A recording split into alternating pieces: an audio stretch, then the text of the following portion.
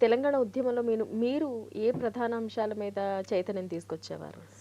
Only focus students మీద లేదు అందరి మీద? లేదు. స్టూడెంట్స్ అనే కాదు. బట్ మనము ఏదైతే మనం ఇచ్చినటువంటి నినాదము నీళ్లు, నిధులు, నియామకాలు. హ్మ్.